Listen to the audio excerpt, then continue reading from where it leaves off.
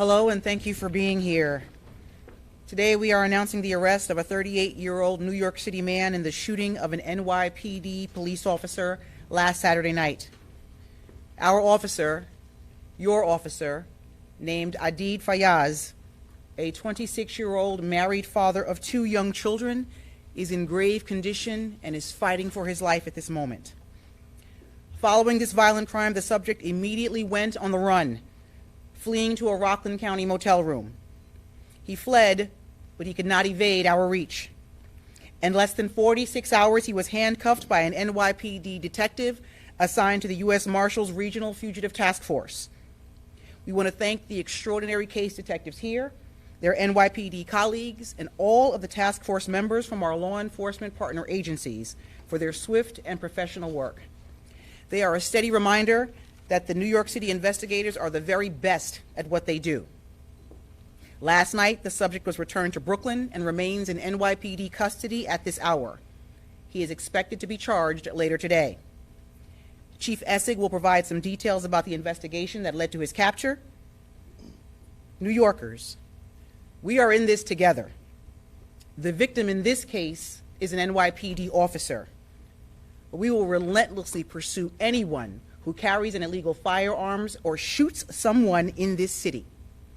I will now turn it over to the Chief of Detectives, James Essig.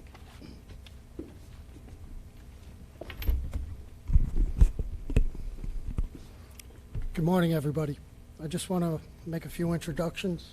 To my right is Chief Fernando Ramirez, the Detective Borough Brooklyn North Chief, and the 2 case detectives who worked tirelessly on this case for the last few days, Detective Ryan Lawson from the 7-5 Detective Precinct Squad, and Detective Joe Brunetti from Brooklyn North Homicide. Also with us is Ralph Scozio from the U.S. Marshal's Office. So on Saturday, February 4th, at 6:55 p.m., 7-5 precinct officers responded to 472 Ruby Street. That's in the East New York section of Brooklyn, for a man shot. The victim was later identified as an off-duty police officer, Adid Fayez, a male, 26 years old. Investigation by the 7-5 Detective Squad and Brooklyn North Homicide revealed the following. Officer Fayez was in contact with a male who was selling a Honda Pilot via Facebook Marketplace for $24,000. They had originally planned to meet the prior day, February 3rd, but that meet fell through as Officer Fayez could not make it and agreed to meet the next day. On February 4th at 6:50 p.m., Officer Fayez, along with his brother-in-law, arrived at Linden Boulevard and Ruby Street in 2 separate autos. Police Officer Fayez parked his auto on Linden Boulevard and proceeded to 472 Ruby Street in his brother-in-law's auto. At the location, they were met by a male wearing a black jacket, gray sweatpants, with a beard and mustache. The male proceeded to walk both men towards a driveway between 472 and 458 Ruby Street. The male then asked jokingly, "Are you guys carrying a gun?" Both men responded no. At this time, our perpetrator grabs our MOS in a headlock, points the gun at his head, and demands the money. Our officer states he doesn't have the money, at which time the perpetrator points the firearm at the brother-in-law. Police Officer Fayez was able to break free, at which time the male fired, striking him in the head. As he flees, he continues to fire towards both the officer and his brother-in-law. The officer's brother-in-law removes the firearm from our MOS's hip and returns fire at least 6 times. Our perpetrator jumps into a driver's seat of a black auto and speeds off. Investigators were able to view video of the brother-in-law's vehicle. This auto is a TLC plate and is equipped with dash cam video. Based on that video and computer work, detectives were able to ID that auto as a 2011 BMW belonging to a Wanda Jones, a resident residing in a nearby pink housing development. Additional inquiries and investigative steps determined that Mrs. Jones had a son who fit the description of our Ruby Street perpetrator. Extensive video canvases pre-incident shows a male wearing an orange hoodie, black and blue jacket, gray sweatpants, and Timberline boots in and out of that same vehicle.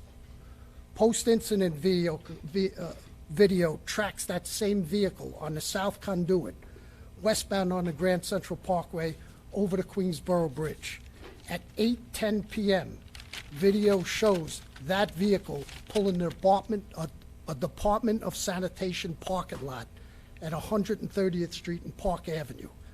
That same male wearing an orange sweatshirt, gray pants, with a bag in his hand is seen exiting that auto. At 10:55 p.m., that male, along with a female and 5 young children, was seen on video exiting 1948 Park Avenue. They enter a gray 2010 Acura and drive off. Yesterday morning, after reviewing the video, electronic and eyewitness evidence, the Regional Fugitive Task Force began its search. They were able to track that auto to 367 New York Route 59 East, which is a Days Inn in Nanuet, New York, room 216. A female, the girlfriend, was present along with those 5 children, ages 6 months to 11 years. She was taken into custody and questioned. She is not being charged at this time. Also taken into custody was Randy Jones, a male 38 years old, with an address of 2878 Linden Boulevard in Brooklyn. Charges against Mr. Jones are pending as we are awaiting the execution of 2 search warrants. I just want to thank everybody who helped us in this, our NYPD members and also our federal partners, particularly the U.S. Marshal's Office, who was instrumental in the apprehension, and the Brooklyn DA's office, particularly our Homicide Bureau, Layla Rosini. And with that, I'd like to take any questions. We'll start with Dean Moses. Is it true that the wounded officers handcuffed were used to handcuff the suspect? And if so, can you talk about the symbolism of that? That is true. We used the Officer Faiz cuffs to cuff the suspect in that. And, you know, we wanted him to know what he did to that officer, and that officer's cuffs went on him, and I think it sends a powerful message. Tony DiStefano? Children are the children of Mr. Jones and the woman, or is the woman's children real children? No, we don't know that yet. We haven't spoken to him. We know there were 5 young children taken in, and that'll be a part of the investigation, but they're with the mom right now. Rocco Pasquindola, Daily News? Chief, did the officer postpone the initial meeting and then later show up with the brother-in-law because he had a level of concern about this guy? No, I think he wasn't feeling well on that day, and he didn't go in, and the brother-in-law couldn't make it, so they postponed it to the next day. And the dialogue between them, does it all take place on Facebook or via text? And is it business-like, or is there, again, is the officer raising any level of concern at all? Not that we know of. There was a phone conversation, and they agreed to meet at that location. Christina, CBS? Is Jones suspected of any other similar robberies, or do you believe this was his first time like this? There are a few other social media, Facebook marketplace robberies. One that happens just recently, I believe it was early January, right down the block. There's also some in Southeast Queens that we're looking at to see if there's any connections to Mr. Jones. Tina Moore? What did he say right after you guys had gone? Did he pull his gun out right away? Do you have guns? It happens very quick. Do you have guns? He asked jokingly, no. He then grabs our officer in a headlock real quick and demands money. When he says, I don't have any, he points the gun at the brother-in-law. As our officer pulls, this happens in a matter of seconds, as our officer pulls free, he fires a shot striking our officer. All right, guys, we'll do 2 more. Aaron Thurston? Was he working with anyone else? Were you looking for anyone else? Or was he doing this on his own, posting Facebook offers? He's on this scene by himself. He posted by himself, but we're looking at other crimes, and we'll see if there's any sort of crew or any additional perpetrators in this.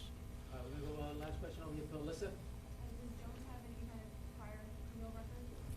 Yes, Mr. Jones has three prior arrests, one in New York City from June of 2014 for strangulation, and two in Virginia, one in 14 and one in 15.